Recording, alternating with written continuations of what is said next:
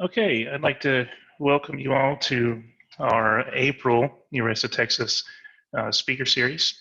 We're very pleased to have Ramon Campos. um, Ramon has been with the Tarrant County in Texas for over 9 years. He's the GIS manager.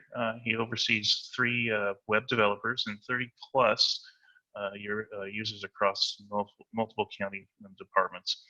His team supports the IT department's strategic mission to provide cost-effective technology solutions to the Tarrant County departments, residents, and corporate and the government partners. So very pleased to have Ramon here today. He's going to be talking about crowdsourcing and APIs for open government. So Ramon, I'm going to turn it over to you, and we appreciate you being here. Thank you, Brian. Hopefully everybody can hear me. Welcome to the April speaker series. Today I'm going to be talking about ways to alert Tarrant County, how we're using crowdsourcing and APIs for open government. So a little bit background on myself. About 19 years ago, I got my degree in computer information systems, so I learned how to spell IT. About a few years after that, around 2004, I was voluntold to go to an intro to GIS class, and so I learned how to spell GIS. And then for me, that was a light bulb moment. Just seeing the power of GIS and what it can do really just opened my eyes. So after that, it was everything GIS for me. So about 10 years ago, I received my GISP certification, learned how to spell GISP. And about that same time, I hired on at Tarrant County as a developer, and I learned how to spell API. And then we're using an asset management software called Cartograph, which I'll be demonstrating a little bit today. Around 5 years ago, they upgraded from the previous version to a new version called Operations Management System, so I learned how to spell OMS. And then a couple of years ago, my team and I heard of a program called Google Connected Citizens Program, which has been rebranded, but that's when we learned how to spell CCP. So today I'm going to talk about the CCP API, joining that with the OMS API, and hopefully give you guys some ROI on your time today, and this isn't a whole lot of BS. So for those of you not in the if you're not familiar with Tarrant County, we are in the North Central Texas region. It's about 904 square miles. Fort Worth is the largest city and is the county seat. There are about 41 cities wholly or partially within the county. Population-wise, we're a little over 2 million according to the Census Quick Facts of 2019. We're ranked 3rd among Texas counties in population, and we're the 15th largest county in the United States population-wise. In the graphic, we have 4 precincts, and the green areas indicate unincorporated areas of Tarrant County. That's our primary focus. As far as precinct maintenance field staff, we have about 175 field staff dispersed among each of the 4 precincts. There's almost 13,000 total road miles in the entire county. County-owned roads are just over 400, which is about 3.2% of the roads in Tarrant County. Those are the ones that we are going to be focusing on for this presentation and within Cartograph itself. And so real quick, I'd like to take a quick poll. Brian, I guess I don't know how that, there you go.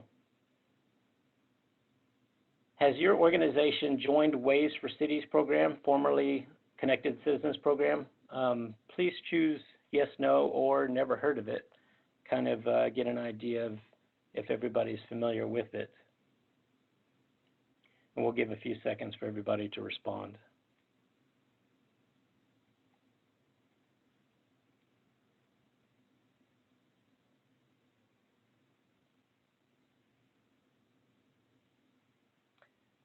Hopefully everybody's had a chance to respond.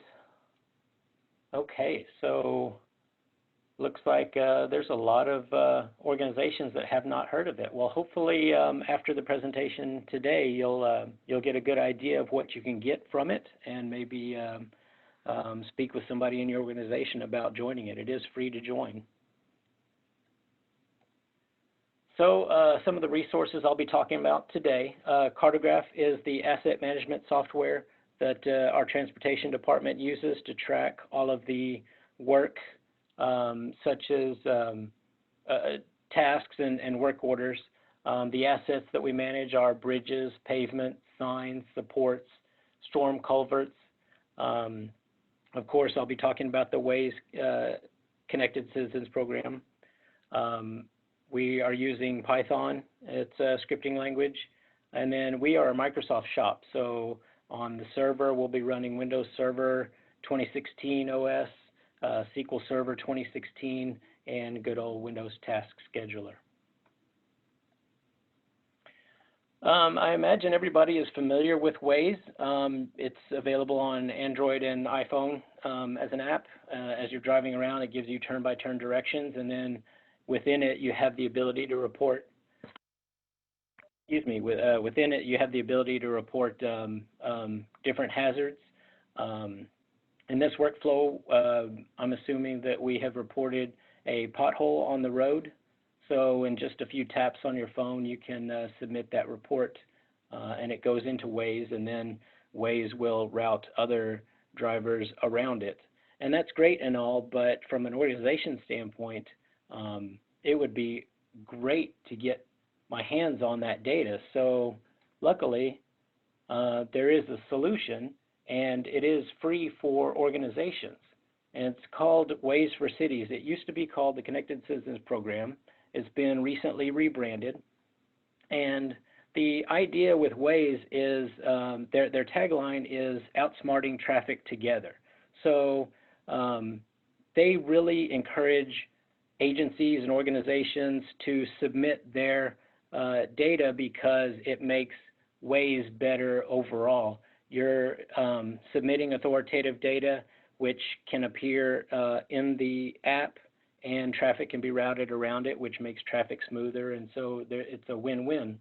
So as soon as I got my organization joined, I get access to a data feed, and it's a real-time data. Well, it's real-time in that you have to refresh the feed to get the latest data. So immediately my team and I thought, well, the best thing to do is to start storing the data into a database for further analysis.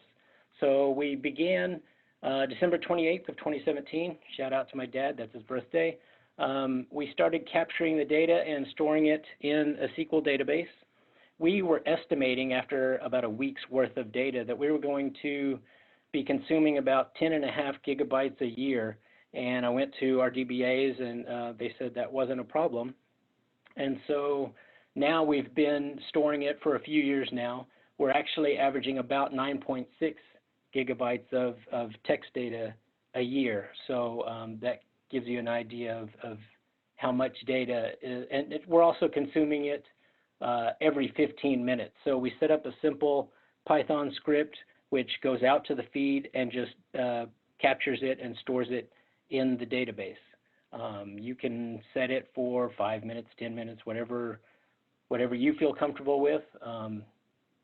And so I've created a presentation. Real quick shout out to Tim Nolan. So he mentioned in the March speaker series that sometimes he has an idea, he just wants to see it happen, and he's in a position where he can make that happen. And so I find myself in a similar position. I wanted to see what the data looks like on a website. So my team and I has created a Waze dashboard. I'm actually going to jump to this one. So let me turn everything on. I can see alerts. We created a timeline, a time slider, so you can scroll through and view the data. And as you can kind of imagine, there's a heartbeat of traffic. Around the morning rush hour traffic, it gets very full on the map, and then the same thing in the afternoon. And then each of these are interactive, so I can jump to a specific time. I can filter by alerts. I can view the top several alerts. And so we even created a heat map, a calendar heat map. And so one of the things that everybody right now is familiar with is the COVID response. So the data started telling a story without even realizing it. I started seeing this pattern. So on March the 13th in Tarrant County, our Judge Whitley issued a declaration of local disaster due to COVID-19. That began social distancing, stay at home, stay safe, and it really recommended limiting travel and only essential services were allowed to be open. So as you can see in this calendar heat map, the day, well, hopefully the colors translate on this display. They start getting lighter and lighter because people are actually staying at home. So if I jump to one of these days, you can see how the curve has been flattened with respect to traffic. Now there's not so much of a spike at 8 o'clock and at 5 o'clock. Now it's more flat. There's a lot fewer jam miles overall. I just found that very fascinating. And then one of the other things I added is a radar map. So another thing that Tim had mentioned in his speech was GIS is art. So this was another just, I'm taking one of the attributes, which I'll show in a minute, and it gives the orientation of the alert when it's reported. So by taking that value and adding up all the values on the map, now it becomes a neat little radar map, which I thought was pretty artistic.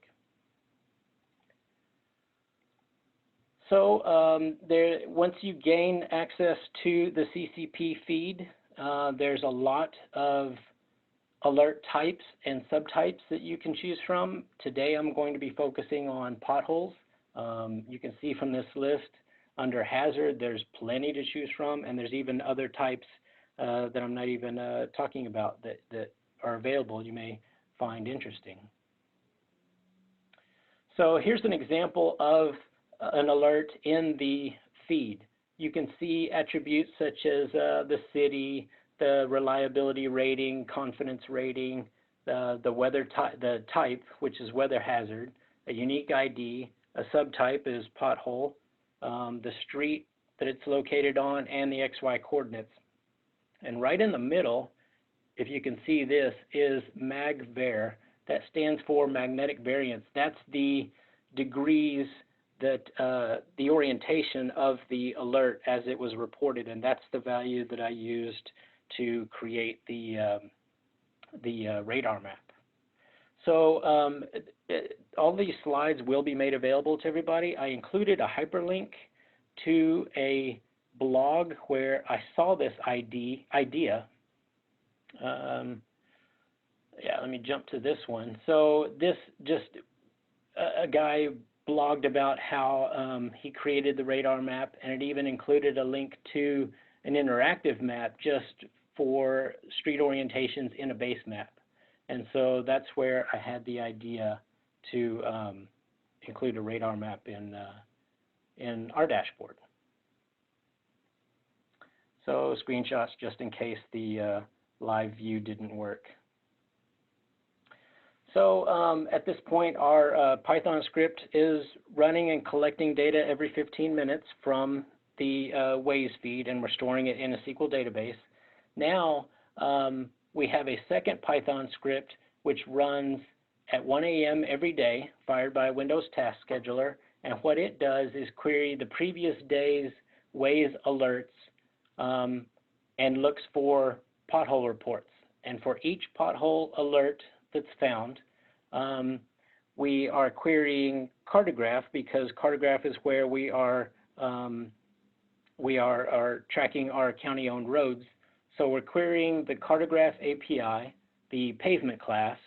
We're selecting a few fields, a proximity field, an ID field, our department field, which gives us the precinct, streets, we're sorting by proximity ascending. So in other words, give me the closest street first. And we're limiting it to 1 because I only want the closest road to that pothole alert, given the X and Y coordinate.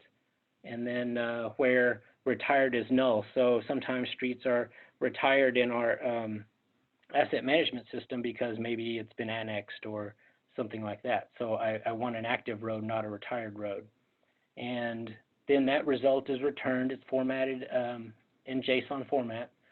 So if that selected road is within 5 meters of the pothole alert, we're saving that alert into a staging table. So what we're doing is filtering the previous days, all the pothole alerts, to only the potholes that are near a county-owned road.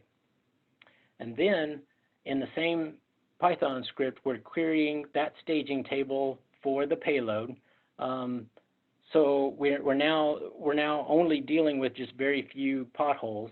We're sending all of those through the Cartograph API. We're posting that to the request class, and we send that to Cartograph, and Cartograph will create a request for each of those pothole alerts, and it automatically routes it to the correct precinct. So when they log into Cartograph, they're able to see a new request for a pothole that's been reported through Waze. So, and this is a screenshot of what it would look like in the Cartograph application. So this workflow so far describes the one-way data flow from Waze into Cartograph. And then the reverse of that is, so now my precinct maintenance staff wants to go out and close this road because they want to do some work. So through the CCP portal, we can create an endpoint, and we can give that we can give our road closure data back to Cartograph to show, back to Waze to display in the Waze app. So we're following the closure and incident feed specification version 2. Google will accept JSON, XML, or KML formatted data. My team and I just happen to like JSON the best. It seems pretty readable and easy to follow. You can lock down your feed with a username and password if you like. And there's documentation I've created. I've included a link to some documentation that's freely available, and then once you join the program, you get access to a portal that requires a username and a password to log into, and there's just so much documentation available for you to stand that up. So this is what, I'll jump to the feed. This is what my feed looks like, and in fact, oh, I did time out. Let me log into Cartograph real quick. Now I'm in the test environment. I have a test in a production environment. I'm not going to actually close a road for real in the production environment, but in the test environment I can do that. And I'll show what it looks like in the feed. I'll just put in a couple of attributes. One of them being send alert to Waze. And so now I've created a road closure in Waze. It'll take approximately 60 seconds, so I'll come back to this, and then we'll see the incident, the feed in the incident.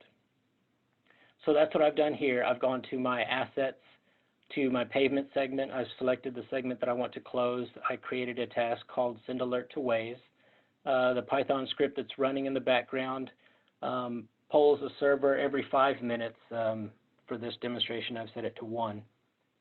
But it's looking for the task class, any activity that is equal to send alert to Waze. It then posts it to that feed, and the Waze content acquisition system will fetch data from that feed every 5 minutes, and as soon as it detects a new item on that feed, it will display it in Waze for the duration of the start time and the end time. So if I go back, yes. Now this is what it looks like in JSON format. So Waze if this were the live feed, Waze would be consuming this, and it would display in, oh, this is screenshots from Cartograph. And this is a screenshot if the live feed wasn't working. This is what it would look like in Waze. Tarrant County gets the attribute, so we're passing authoritative content to Waze users, showing that this segment is closed, how much time, the name of the road, and the type of closure. I'm pretty sure everybody would be familiar with that. And so now that describes the second way where I already demonstrated how we're consuming data from Waze, and this describes how we are passing data back to Waze. So now that's our two-way data feed back and forth. So some ROI or some lessons learned. One of the first things we figured out is that Waze is still based in Tel Aviv. They started off as an Israeli company, and they still are. And once they were bought by Google, I guess Google still left them in Tel Aviv. So time your support questions to them accordingly. They are 8 hours ahead of time, Central Time. What business challenges were we trying to solve?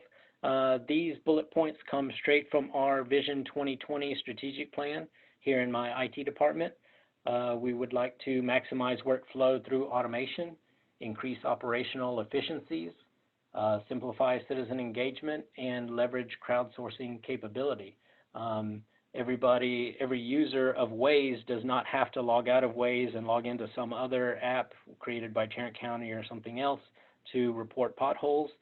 They're already familiar with Waze. That once they report that, it automatically gets sent to us.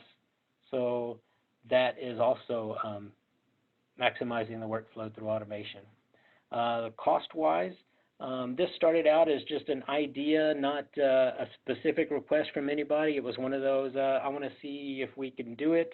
So it took my developer approximately 80 hours of development time just while she was working on other tasks. This wasn't 80 hours sitting down start to finish all at once. And then our ROI, these are also bullet points from our Vision 2020 strategic plan. We're providing authoritative content to our constituents. We're enabling partnerships for a digital government infrastructure, and it lays the groundwork for future integrations. We took two disparate APIs and joined them together to create a two-way data flow back and forth. So it gave us familiarity with those APIs. If we had other APIs that may fit into that, we could easily add on to this or create another workflow altogether. And if I step out just for a second, I do want to show some hard numbers. So the hard numbers, once we got this working, this was also kind of eye-opening to me as well. So I didn't anticipate this, but as you can see in 2020, actually in all of Tarrant County each month, there's a lot of potholes that get reported. But as far as Tarrant County roads are concerned, it's less than 1%. I really thought when we had this idea and began working on it that it would generate a lot more pothole reports. In fact, the Precinct Maintenance workers, that was one of their first reservations was, hey, I don't know if we want to do this. This may overwhelm us with work. And then once we stood it up and let it run for a while, we realized it's not overwhelming because one of the first images I showed with all the 4 precincts, we're only concerned with the unincorporated areas of Tarrant County. So relatively speaking, it's only 3% of the roads in Tarrant County. I think if this workflow were replicated at a city level with a lot more population density, I think your numbers would look a lot higher than mine do here at the county. Even jumping back to 2019, you can see we barely crossed 1% out of all the pothole reports only in September and October. So where was I? Oops. Sorry about that. I think actually that was it. Yeah. So that concludes the presentation. Before I turn it over to questions, I just want to give a thank you to ERISA Texas for the opportunity to present today. I know personally I find these monthly speaker series very informative.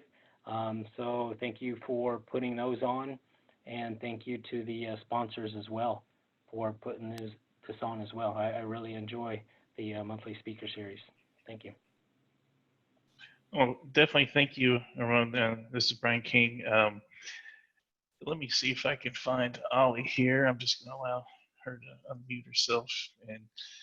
But yeah, definitely thank you so much for participating today. It's a fantastic presentation. The linking of APIs and including asset management software, and then bringing it in with Waze and doing something with it is just it can be a daunting task. So, and yeah, it looks like it works very, very well. So I want to go ahead and open it up for questions now. If you all have a question, please type it into the chat window. And if Ollie, you have anything, or raise your hand. Just want to, so what were some lessons learned that you, like one big one that if you had to go back and restart the process, what was something that you thought you could improve upon, knowing what you know now versus then? Well, again, mentioning the numbers, I thought the numbers would be a lot higher. I found a lot of benefit in joining the two APIs together, having access to developers. I think this was just a proof of concept that went well as far as we can automate repetitive tasks. We can set them on a schedule and let it run, and it's more of a set it and forget it. So that was one of the big bullet points in our Vision 2020 plan that my administrative staff was looking for. Okay, very nice. Let me see here. We've got a few questions coming in here. So well, Ronald says, thank you very, very much. It's very informative. Jordan has a question here. Do you have any plans to export these Waze incidents to cities within the county?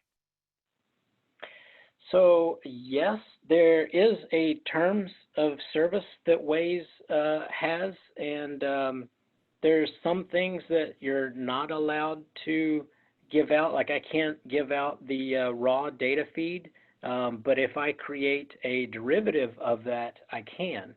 One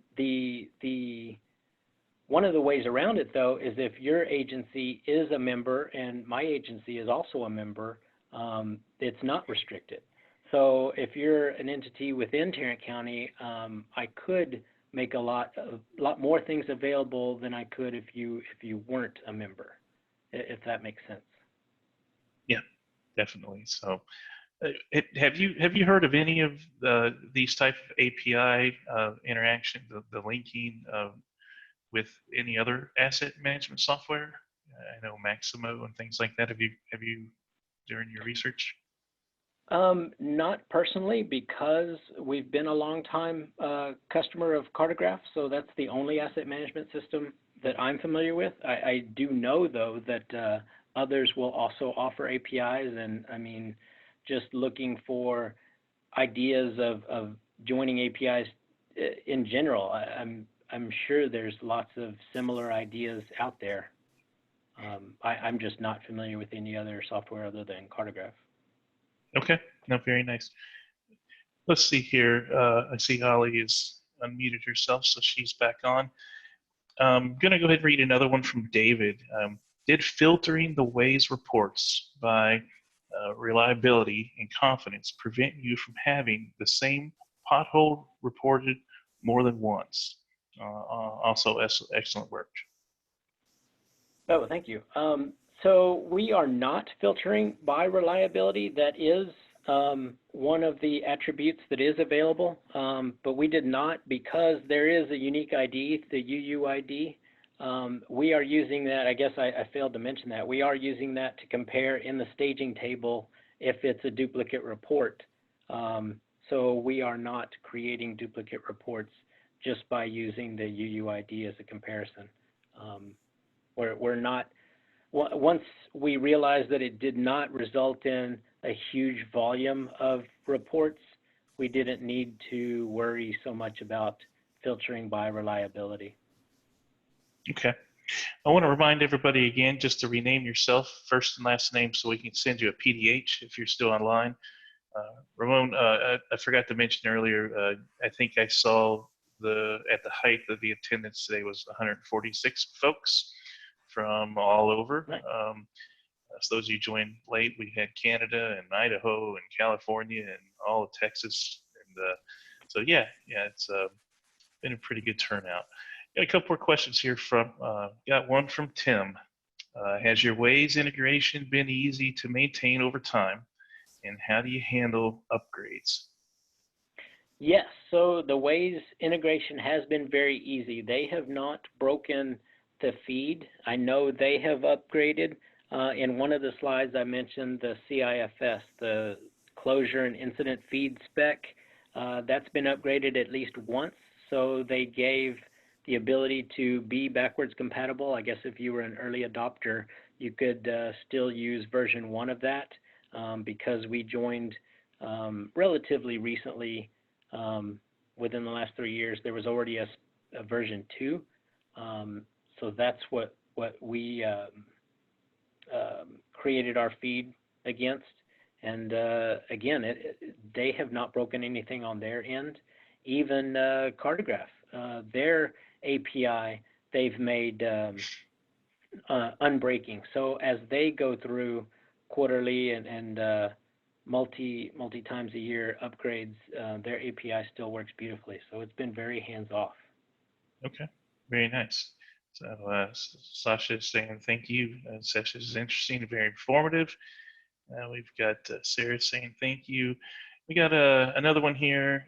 Does your field team rely solely on Waze or the Waze alerts to identify the potholes? No, there is a precinct maintenance staff that drives around looking for potholes as well. We thought this would be a way to automate that, to free up that staff person to do other tasks. But again, realizing that it did not result in a huge volume of potholes. I haven't verified this, but I would imagine the precinct maintenance workers still will drive around and report their own, not just solely relying on Waze. Okay. Well, we've got the city of Grapevine says hello to you. Let's see here. What percentage of the Waze alerts send to Cartograph and up being false or negative or not real? Oh, that's a really good question. I do not know the answer. I will need to write that down and follow up with my precinct maintenance staff. That's a really good question. Okay, fair enough. Let's see here. Cole says thank you. Got a bunch of City Burleson is saying hi. Do you track how many work requests actually turned into a work order? Yes, that number is available in Cartograph. I did not pull that number for this presentation, but that is a report that is available. Okay. Well, I think we got a winner on the longest distance, Ramon. We've got a person from Nigeria on the line. So welcome. Wow. Welcome to Texas. So let's see here. How customizable is the Waze backend? Well, it's just a feed. So we don't have the ability to customize it other than we are capturing the data for further analysis. So once I've got the feed data in my database, that's how I can kind of massage it, but I don't have any customized capability on the Waze backend. Okay. Well, if I understand that correctly. Sure. Well, Randy says thank you. He's very new to GIS apps and found it very informative. We've got Stefan having a question here. Waze reports will disappear after a few minutes if they are not dismissed or reported cleared by other users. Let's make sure I understand that. Waze reports will disappear after a few minutes if they are not dismissed or reported cleared by other users. Does that make Well, I think what you may be referring to is like you can report something in Waze and maybe it gets downvoted because it doesn't exist, and then eventually it drops off. Or if it's a single alert and nobody else gives it a thumbs up, maybe I think I read somewhere if your reliability rating is pretty low, then it'll drop off because I guess you haven't reported enough for them to fully, I want to say, trust you, so to speak. Yeah. Maybe that's what he's referring to. So again, we are polling the feed every 15 minutes all day long. And then at the end of the day, at 1 a.m. the next day, we query to look for all of those reports. And then we're using the unique ID, the UUID, to filter out duplicates. I again am not filtering by reliability, just because it's such a low volume of alerts that are on county-owned roads. I guess that gets to the previous question, how many have turned into false positives or false negatives? Yeah. It's a good question I need to follow up on. Yeah, I think. But as far as my team and our precinct maintenance, I don't think it's been an issue yet. Okay, yeah, I think Stefan said something here. So he said, so if they're not accurate, they will be dismissed. And David follows up, doesn't the reliability score refer to the reliability of the user reporting the event and the number of times the reports have been confirmed by other Waze users? And then I think. Yeah, I think that's how it works. Yeah, Stefan agreed in his comments here. So, well, Heather has a question here for you. We still got a little time if you're good. Sure. Says, question for the mods and officer, is it okay to share future event notifications with my local GIS groups? Ollie, are you still on? Our president? I am, just had to unmute myself. Would you like to answer that one by Heather? Yeah, of course. That's, yeah, we definitely would love to get as many people to our events as we can. So we say this all the time. You do not have to be a ERISA Texas member to enjoy an event, to attend. We prefer if you become one, but you don't have to be. So this is open to everyone. So if you have people in GIS community you want to share this with, be our guest. Absolutely, and I concur with that. And during these difficult times everybody's encountering right now, you know, want to encourage anybody out there who's on board today, if you do have ideas or if you do want to get involved, and we're open to coordinating with folks to do some things virtually. We have a wonderful Zoom platform. Definitely contact Ollie Powers. She's with New Edge, and I'm Brian King. I'm Frieza Nichols, but we volunteer for ERISA Texas, and we put this on, but we're willing to work with you, and if we have a platform that can provide a service and something back to the GIS community and geoscience in general, by all means, definitely look us up, our ERISA Texas webpage. So, and you can also email us info@erisatexas.org if you have any questions or anything. That's an easy way to get a hold of us as well. If you want to get involved and volunteer, by all means, we're open arms here in Texas. So, got a couple other ones here. Can you inform Waze of other items besides street closures, such as work performed but street not closed? There's ideas for that. One of the things you get when you join the Connected Citizens program is access to a forum where other members can post a lot of ideas, and especially with COVID response, there's been a lot of ideas. How do I report where you can go get testing, or different things like that. Maybe somebody on the side of the road just needs assistance. Can I send that kind of information. As far as this program is concerned, right now they're only focusing on the alert types that I briefly showed in one of the slides. They are working to incorporate other ideas as well. There was one thing, one thing I didn't mention. So Waze is not interested in single lane closures on a multi-lane road. Their response when that idea has been presented is their algorithm will figure that out, and it'll just show the road as having traffic but not a full road closure. So if you're closing a single lane of a multi-lane road, Waze asks that you do not send that through this this feed. Okay. I found that interesting. Very nice. Ollie, do you want to take Randy's question, if you see that down there? Yeah, students are welcome. We're actually trying to get a bunch of programs for students off the ground right now. So if they're taking classes in Texas, hopefully we will be in contact with one of their schools. If not, they are more than welcome to attend our events, whether in person or virtual, if they're available. We're always here to help everyone, people who are industry and students. So if you're trying to get into GIS, we're definitely here to help. That's exactly why we started the podcast, is to help people get into the industry. So again, they're more than welcome. Yep, students can volunteer. We can help put you in contact with a potential mentor if you have a certain discipline and area of focus. We have a plethora of a network of people that we can help put you in contact with. So let's see, we do have some more questions, so let's go for them here. Does your county have a citizen app that allows issue notification? And if yes, do you perform a similar automation on those?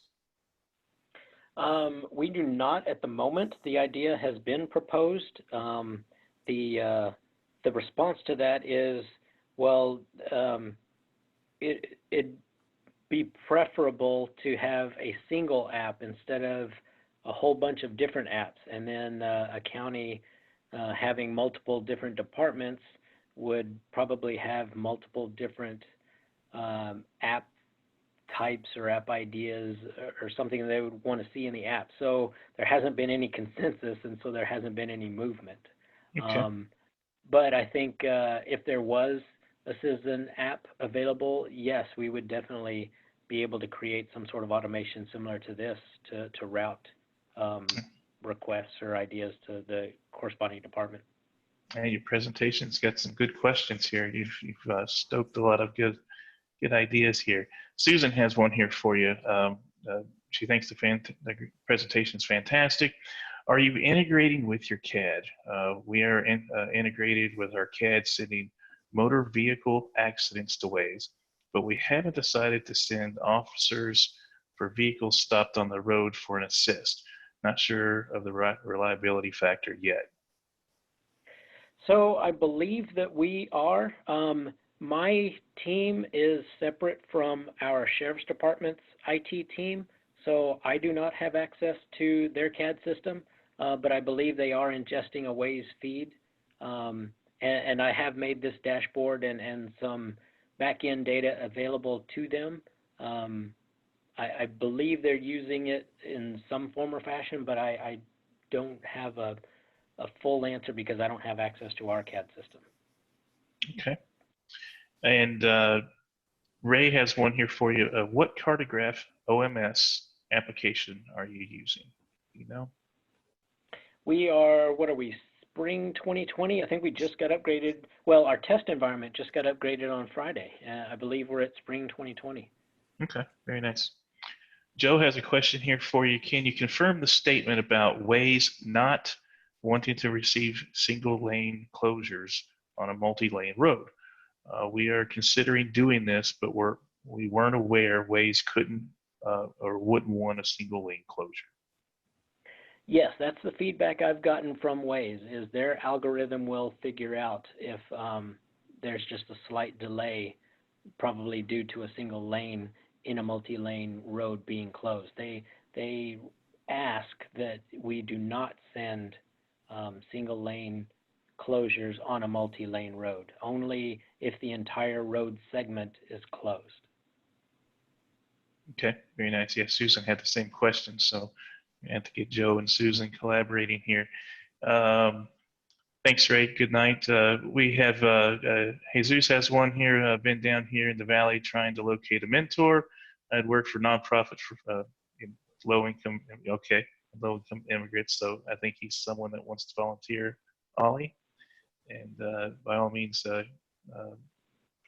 get in contact us with us at the University of Texas website page. Jesus, and we'll be in touch. So. Yeah, Jesus, you just email us at info@urstexas.org with some more specifics of what you're looking for. We can try to help. Okay. Yeah, Stefan says something here, Ramon. I believe the partners can report a lane closure as construction, and that will produce a warning on the app.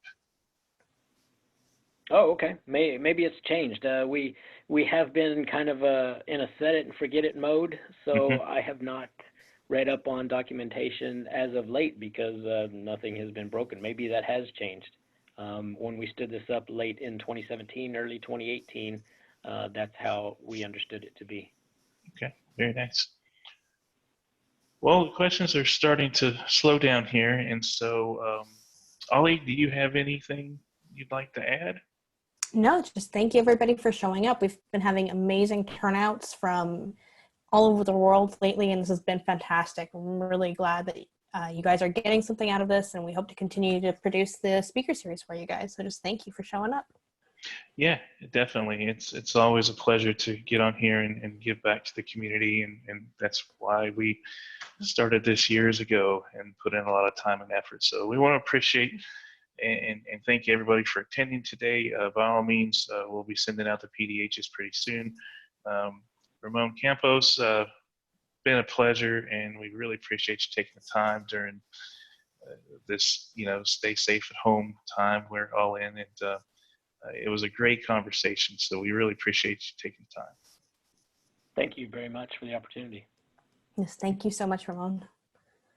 Everybody stay tuned for our next speaker series in May, and we will be sending out notices very, very soon. We hope you all can attend, and we will catch you this time next month. Thank you, you all. everyone.